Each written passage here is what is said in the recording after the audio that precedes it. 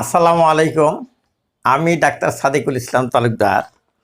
সহজ স্বাস্থ্য কথা সিরিজের আজকে আমার আলোচ্য বিষয় হলো প্রস্রাব তৈরি না হওয়া।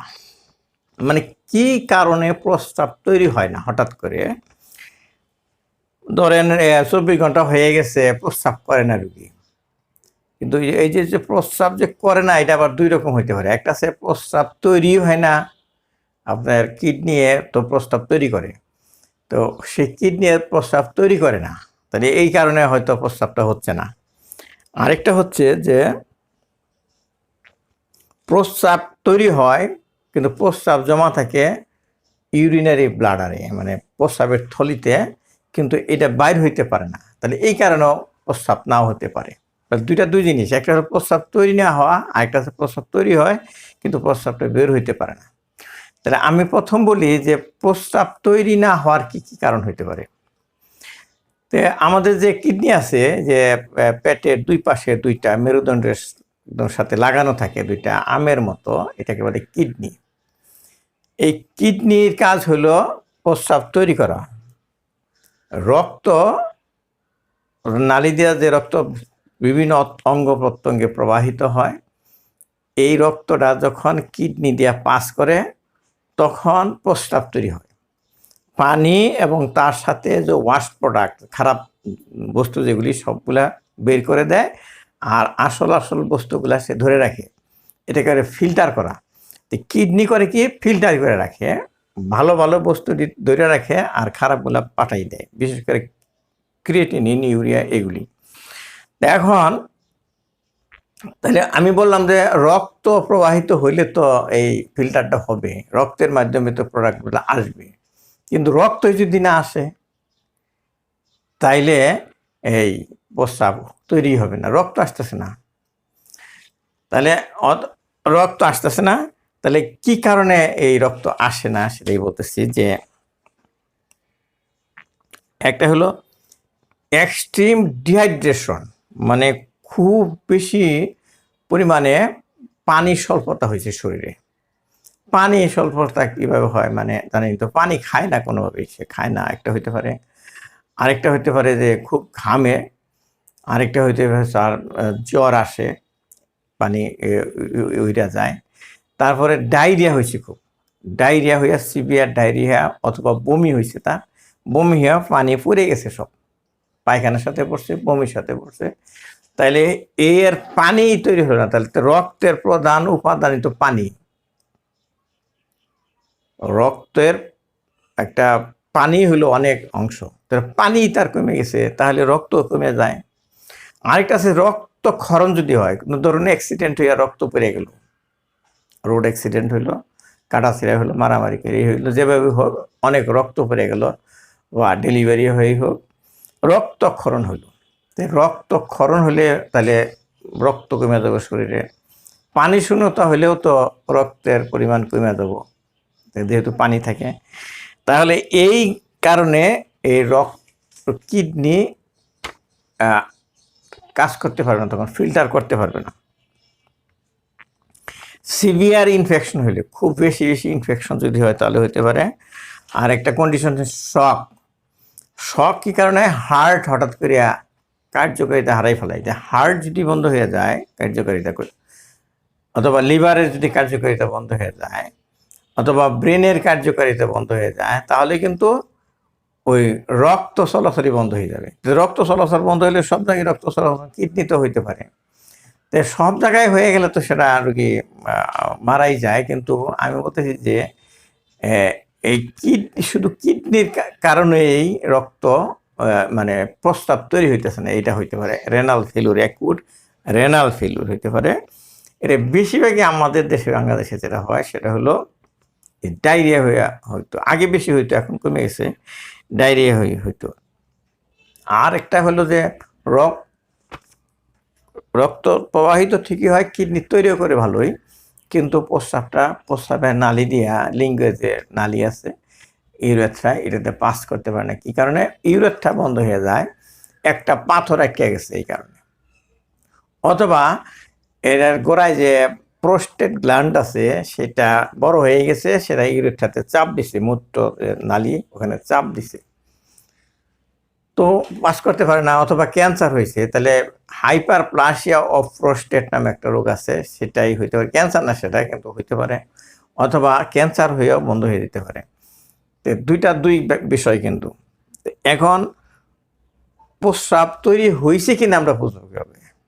এটা ডাক্তাররা বুঝতে পারে, যারা রেজিস্টার্ড ডাক্তার তারা বুঝতে পারে, আর মেডিকেল অ্যাসিস্ট্যান্ট যারা তারা বুঝতে পারে, তাদের শেখানো হয়েছে যে প্রস্রাব আছে কিনা এরকম টোকা দিয়ে বুঝতে পারবে। তলা পেটে আমাদের টোকা দিলে সে বুঝতে পারবে, একটা আঙ্গুল রেখে আঙ্গুলের উপর টোকা দিলেই বুঝতে পারবো যে ভিতরে পানি আছে, পানি মানে প্রস্রাব আছে, আর না থাকে তাহলে প্রস্রাব নাই। তো এটা আপনারা সাধারণ মানুষ যারা আছেন তারা বুঝবেন না কি, তবে প্রস্রাবটা তৈরি হয়েছে কিনা এটা আপনার জানা দরকার। 24 ঘন্টা ধরে প্রস্রাব হইতেছে না, হওয়ার কথা কিন্তু হচ্ছে না, তাহলে বুঝতে হবে যে প্রস্রাব আছে কি নাই, এই জন্য ডাক্তারের কাছে যেতে হবে। ডাক্তার যদি বলে প্রস্রাব নাই, টোকা দিয়ে বুঝতে হবে, আর কিছু আলট্রাসোনোগ্রাফি করার দরকার নেই, টোকা দিয়ে বুঝতে পারবে।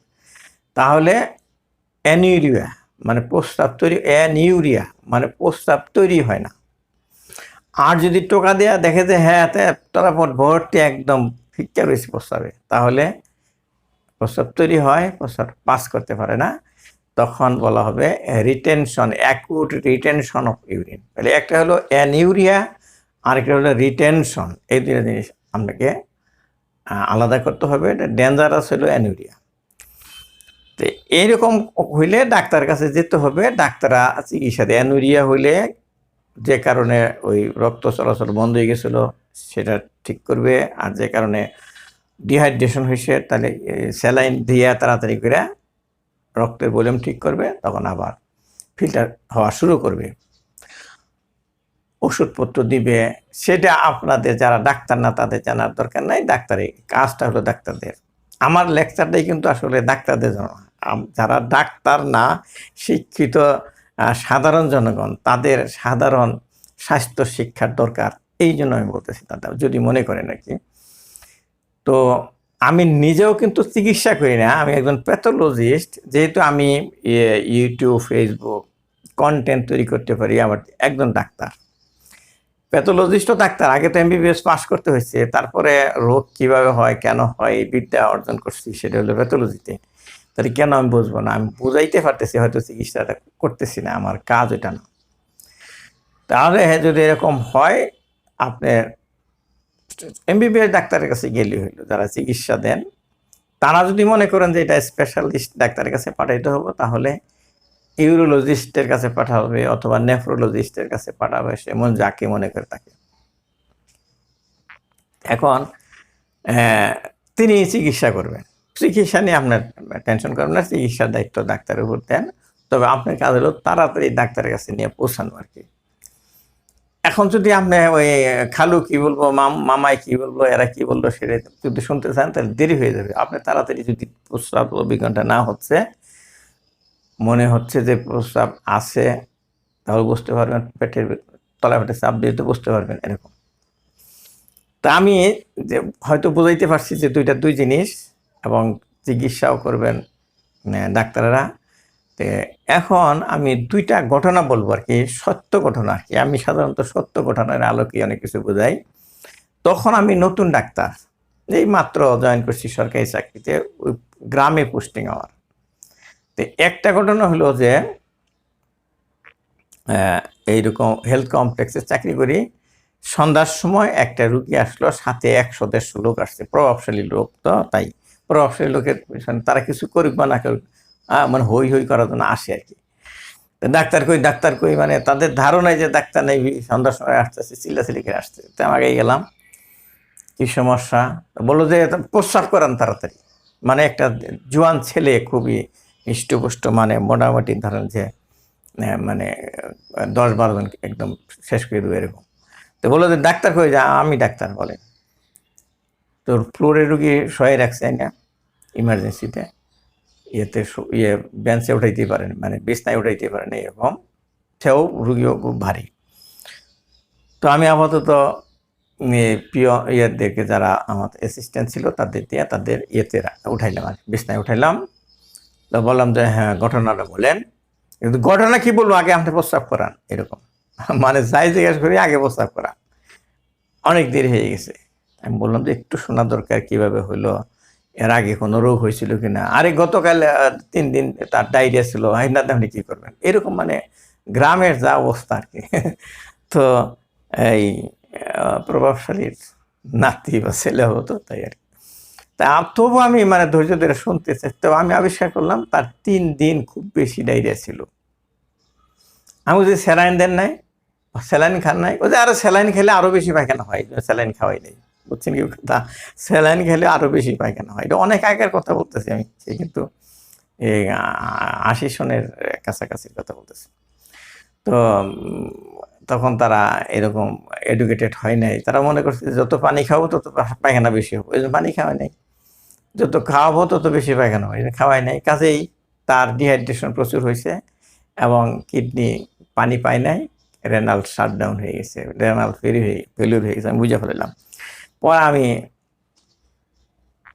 এই পেটের তলা পেটের মধ্যে ওই যে পার্কাশন বলে, একে পার্কাশন করতেছি, ওই হোমরাই বলে কি, আরে ডাক্তার আপনি কি টোকাটুকি করতেছেন, আপনি ই করেন, টোকা দিয়ে রুগী চিকিৎসা করতে পারেন, আপনি ই করেন তাড়াতাড়ি প্রস্রাব বাড়ি করেন, প্রস্রাব ক্যাথেটার দোকান, তাড়াতাড়ি ক্যাথেটার দোকান, ওরা বোঝে, ক্যাথেটার বোঝে, মানে ক্যাথেটার তো বুঝছেন, ক্যাথেটার হলো রাবারের নল লিঙ্গ দিয়া, পুরুষ তো লিঙ্গ দিয়ে ঢুকাইয়া প্রস্রাব ওই বের করে আনে আর কি।